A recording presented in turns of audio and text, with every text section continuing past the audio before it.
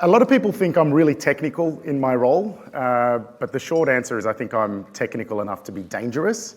So what I often do is work at the intersection of our customers' digital strategies and how to leverage technology to advance digital experience.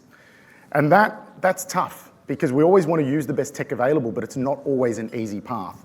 And I'm sure you're all really energized about the roadmap that we've got, all the features that we've got, but we still have this aspiration gap. Digital isn't easy. There's a lot of tools to wrangle. There's a lot of objectives that we need to hit. And very much that's our focus as an organization. Ensuring that you, our customers, that you can bring your people, the technology that you've got, you can come as you are, and you can help to close this aspiration gap. Meaning you can deliver more faster. And the way I want to talk about that is to actually look at what are we doing at the moment to help advance our customers. And we've got a great story from one of our most recent customers, University of Sunshine Coast. They joined us this year, and their challenge was to create a personalized student portal. They have many different disparate systems across their organization. They needed to make sure that it was compelling and personalized and, of course, secure. So in partnership with the wonderful team, and we've got Tracy here today who's going to be presenting, we were able to design a unique experience, integrate with many different systems within that organization seamlessly, but most impressively, by using templates, components, things that we have available, the Edify components that Nat talked about, we're able to deliver together a student portal within 4 months. Now, I think that's pretty remarkable to be able to deliver such a highly valuable tool to a university within such a short time frame. The added benefits they have, though, is they're using the right tools for the job. So they've got Connect, gathering services, gathering information from other parts of the business. They've got Data Store to be able to use that and transform that information. But what is also great is they're doing that on our SaaS platform. And that means they're never going to have to upgrade ever. They can focus on their digital experience for their students and keep progressing that forward. Now, to me, that means that they don't have to manage infrastructure. They don't have to manage releases or change things for their teams. They can literally think of what is the best next thing for our students and deliver upon that. So why have we done this? That's a great, compelling reason, but I just want to dive into the why we've done this. Because for our customers, many of you who I've known for many, many years now, we have delivered a very rock-solid service. But we can't stand still because we know that our industry is changing. Your needs are changing. But what we're told through industry is that we need to have really strong cloud-native applications that can grow and scale with our business seamlessly. This is necessary. We also know, as JP talked about as well, that we need to be able to have a composable experience or applications. And that's data, but as well as services from other, services from other services. Doesn't sound that great, but I'll keep on moving. But that's important. And we have to make sure it's a good experience for our customers, but also our internal staff. Yeah, we can't break the backs of our teams just to make a good experience. We need to have the right tools available for people. And beyond that, we're all living in this now. We have distributed teams, people working in the office, people out remote, from a university perspective, people at campus, off campus, but everyone needs to get a really good and consistent experience. So these are factors that are driving us and things that we consider when we do our roadmap and look at what we need to deliver. The other most important thing is, as Ed talked about, we listen to our customers.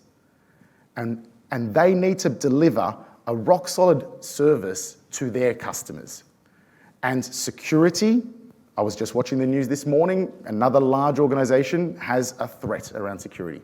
So we need to make sure that we've got security considered, that we've got agile environments, and that we can keep improving our performance over time. And for that reason, we have our Squiz DXP SaaS. I've got fireworks. We spent all of our money on the SaaS platform, not on the fireworks, yeah? So that's cool. So what are the benefits? What do you get through a SaaS platform?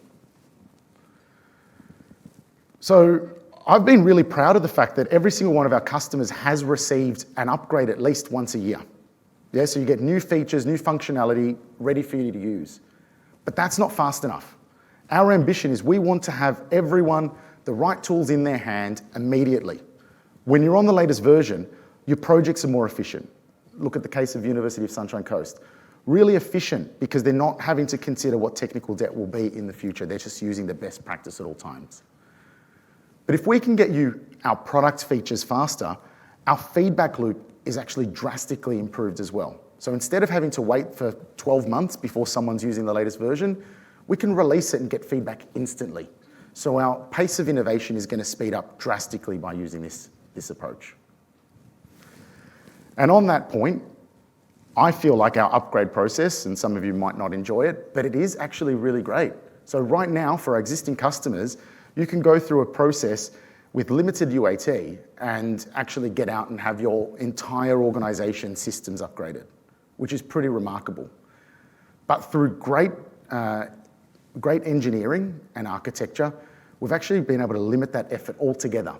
And by making sure that people are on the latest version with smaller, more frequent updates, we can be really confident of the upgrade service that we've got. And that's why now we have frictionless upgrades as part of SaaS.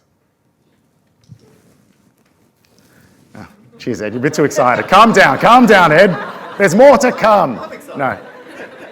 And everything that our team is doing, so Matrix 6, Funnelback 16, all of the roadmap of things that we're doing, it's part of this journey. So we've got SaaS that's going to have all this functionality. But, of course, we need to make sure that you're able to come as you are, and we will bring people to SaaS, but we're also going to make sure that our roadmap, or the parts that our customers need, will be available to Squiz Cloud and SaaS. Yeah? There might be some differences, but we want to make sure that everyone can get that benefit. Some other features that come with SaaS is we've partnered with Amazon Web Services to build out our new architecture, and that means we're introducing some new facilities that we haven't had in the past. So we're taking the guesswork out of scalability. So right now, we have to try and predict when we're going to have traffic peaks. The future, or what's available via SaaS, is the environment can just grow. You don't need to plan, you've just got confidence of both Squiz and our partner Amazon Web Services that things are just going to work. And that's built upon a rock-solid service that we've already had for our customers as well.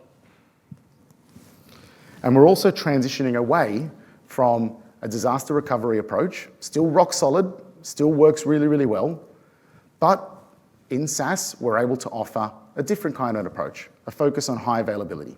So we're going to have less trade-offs.